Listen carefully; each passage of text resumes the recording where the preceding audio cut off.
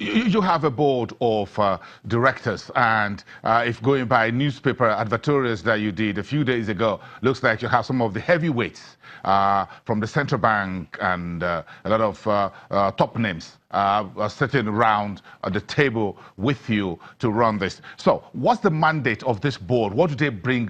What do they really bring to the table for these very specialized institutions? Okay, first and foremost, if you see from the profile of the board members, you see that this, like Riley said, well-accomplished, well-experienced people in different areas. They complement each other, the different skills they bring to the board.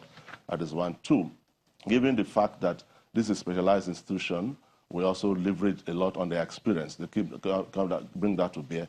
And the important thing is, at the end of it all, how do we achieve the mandate of the institution? Like I told you in those three fronts, how do I alleviate the financial constraints of the MSME sector? That is the drive of the board. That's the focus on the board. And everybody on board is focused on that.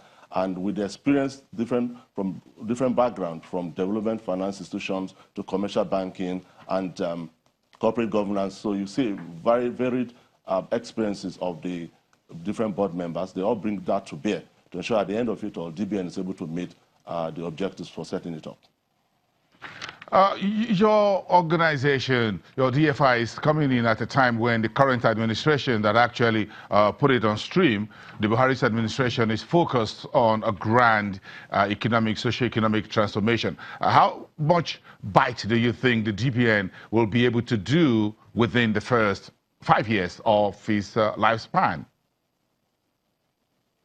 Well, we begin to see the impact already. Like I mentioned, we commenced our lending activities in November last year, and we're going to wrap it up. As we sign up more financial institutions for on lending, we're going to have a lot of commercial institutions, and then the objective is to ensure that across the country, access to DBN funding will be quite easy. Secondly, if you look at the economic recovery and growth plan, we key into that in terms of providing the economic diversification as access to finance for MSMEs to ensure that there's economic diversification and then there's also growth. That is one key area we're also looking at. And with the National Collateral Registry that has come on board, that has also helped DBN to ensure that we're able to address the issue of collateral for the small businesses that are not able to access funds because they can't provide collateral.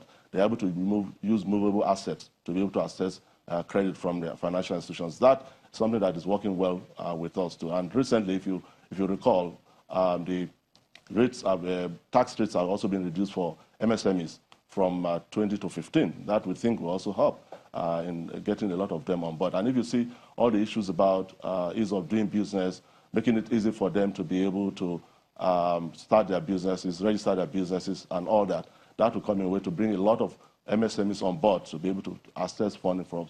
So our overall objective is that at the end of, in the next 5 years, we will see a major impact in terms of the number of people, first access to funding from most of these micro and small enterprises that hitherto have not been able to access funding.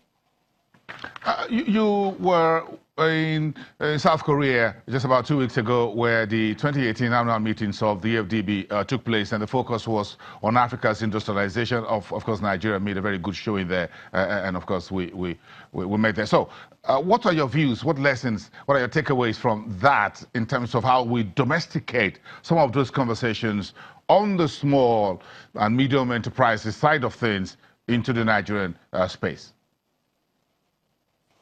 I think the first lesson is investment in human capital. We have to continue to do that. I think there's a focus on that, and that we have to continue to increase in that because we have to have the human capital to be able to drive the business. Secondly, the diversification of the economy, which comes with focusing on these small businesses, because in terms of employment creation and all that, those are the businesses that will be able to create employment. Government will not be able to provide all the employment required, so that's quite key in terms of that.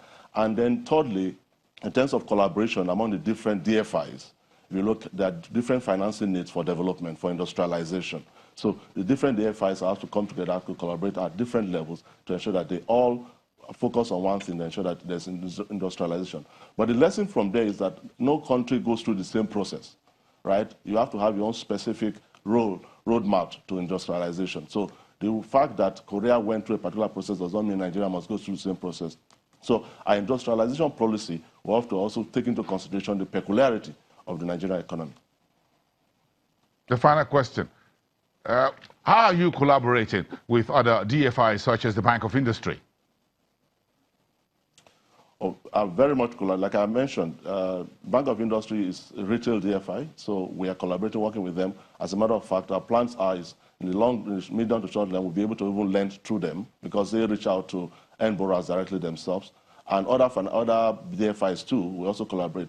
The approach of DBN is knowing fully well that no financial institution can meet all the needs of that segment. So we are willing to collaborate, and we are going to collaborate with all the other DFIs, commercial banks, microfinance institutions, and other institutions. Our objective is to ensure that we address that financing constraint for that segment. Tony OKPANACHI, the CEO at Development Bank of Nigeria. Thanks for having you on the program today, sparing that early morning hours with us live from Abuja studios. Do enjoy your weekend, and bye for now. Hope to see more of you in the future. It's been a very interesting week. We were all bleeding last week.